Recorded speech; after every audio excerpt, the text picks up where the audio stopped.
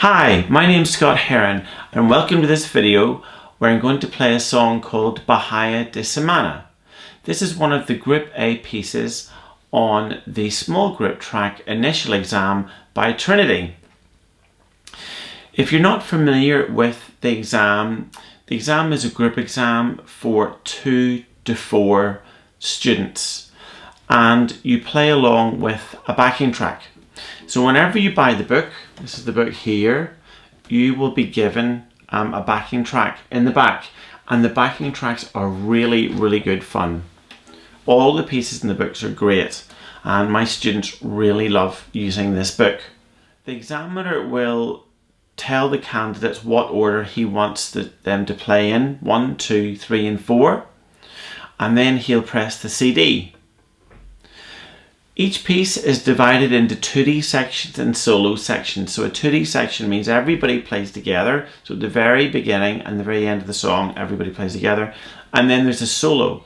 So the candidates won't be examined on the 2D sections, just the solo sections. So this piece is a calypso. So the style of a calypso is from the Caribbean islands of Trinidad and Tobago. And whenever I think of this song, it makes me think of my kids' favourite movie, Rio. And that's all about Carnival. So this piece would be played at that time of year, round about New Year's up until Ash Wednesday. It's a really fun piece. The backing track is just brilliant. It's really infectious. It's you just want to tap your toe the whole time. So let's just discuss a couple of little points about this piece. The first thing is that there are lots and lots of dynamics in this piece, which is great. So you can use a pick, which I'm doing, or you can just use your thumb, or you can use your first finger. It doesn't really matter. I like using a pick because it's a little bit brighter and I think I'm able to exaggerate the dynamics a little bit more. It's a little bit louder, get my louds a bit louder. So at the beginning of the song it's MF, which means moderately loud. And then the solo starts off MP, so a little bit quieter, moderately soft. It steps up to MF in bar 15. Bar 17 is forte, which means loud. And in the very last section, in the 2D section at the end, from bar 21 to the end, something really special happens. It starts off piano, and then which means softly, and then there's a crescendo over 4 bars, which means to become gradually louder, and the last bar is forte, and each one of the 4 quavers is marked with an accent. So how do you play an accent? I just hit the string really hard, like that, rather than I just hit it really hard. So when I think of dynamics, I think of something my teacher said to me. He said, Scott, whenever you're playing softly, what you got to do, man, is you got to play with your eyebrows like this. And then whenever you play loudly, you got to play with your eyebrows like this. So I think those were very wise words. Did you guess where my teacher's from? Yes, he's Scottish. So the other aspect of this piece which is very important is the articulation. What does that mean? Well, notice the third note, which is the note A. So you got this at the beginning. So build it up. And that last note needs to be played short. If you play it wrong, it will sound, if you play it long, it will sound a bit naff. But if you need to do is play it short. And again, you can move your eyebrows or move your head or do something. Whatever you do, don't just play it like this. That won't be very inspiring for the examiner. If you can, try and move some part of your body. I would definitely tap your toe. Yeah, tap your toe, move your head, move your body a little bit or something like that. You know, it might not come naturally to you at first, but the more you do it, the better at it you'll get. Watch bands like The Police. I love the way they move. It's really good like this. And a lot of their music is reggae. And that's sort of from the same neck of the woods as, you know, from Jamaica, which is another Caribbean island, which I was there once, and it was so beautiful. And I got to see hummingbirds. They were amazing. So in reggae music, the second and the fourth beats are very important. And in The Police, I love the way they do this. They sort of move left to right. If you don't know The Police, check them out. They're one of my favourite bands. Check out Message in a Bottle. That's a good reggae song. It's awesome. Now, what are the other things? Yes. Make sure that you keep it very steady, Eddie. So there's a temptation, especially whenever you're playing a succession of crotchets, like at the start of the solo, you're like here. You know, you probably want to rush a little bit, you know, but you got to keep it steady, Eddie.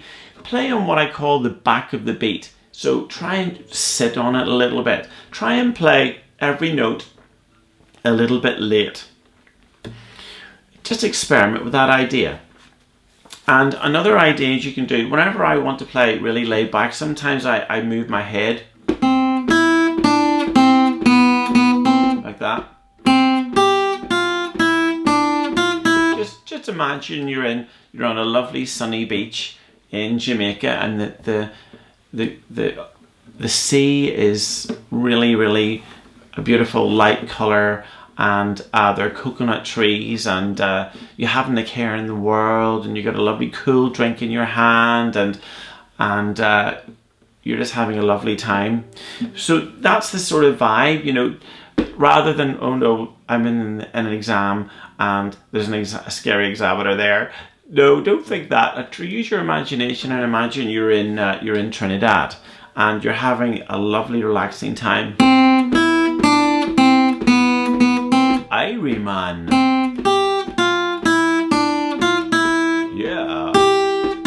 Yeah.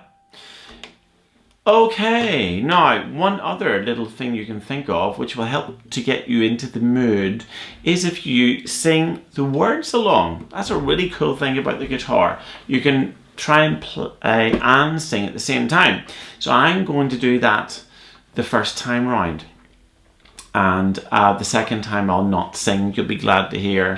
But do try and practice that on your own. They don't require you to do that in the exam, but just for a little bit of fun at home, try and sing along. And it'll be hard at first, but the more you know the guitar part, the easier it will be to sing. So the guitar part just sort of needs to be on automatic. And the more automatic it is, the easier it will be for you just to combine your voice over the top of it. So what are the words? We've got build it up, change it round, build it up, change it round. Guess what? Guess what's next? Build it up. Very repetitive. Feel the rhythm start to move. Now here, watch out for the minim rest. 3, 4. 3, 4. 3, 4. Shh, shh. Shh, shh. Did you notice the way in those minims rest? Sometimes I went shh, shh, or you can count 3, 4. So I wouldn't do that out loud as I'm doing, but certainly in your head, make sure you are shouting inside your head 3, 4, 3, 4, or shh, shh. Sometimes my students love to all go shh, shh. So in this video, I'm going to play the version for 2 students. I would suggest that you play both times for the extra practice. Stay alert for the final 2/8 bar 21 after the second soloist has finished. It's a bit different to the opening 2D section. You'll notice that the piece starts with what is called a multi-rest. There is a 4 written over the stave. The piece is in 4/4, so you count 4 bars of 4. I would suggest counting it like this. 1, 2, 3, 4, 2, 2, 3, 4, 3, 2, 3, 4, 4, 2, 3, 4. So it's time to play.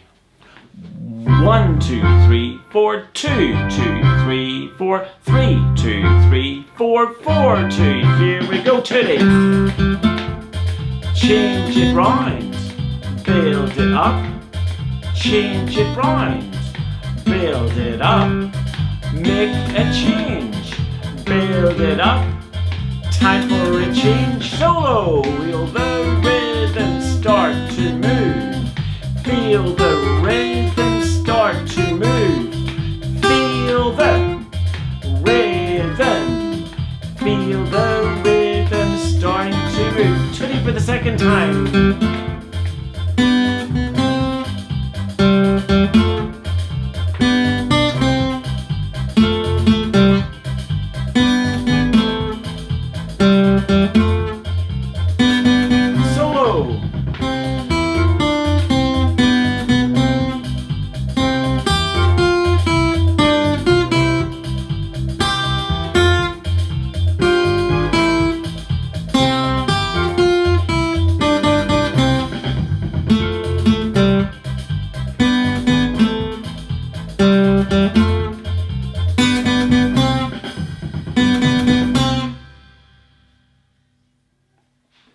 Well done, that was great fun.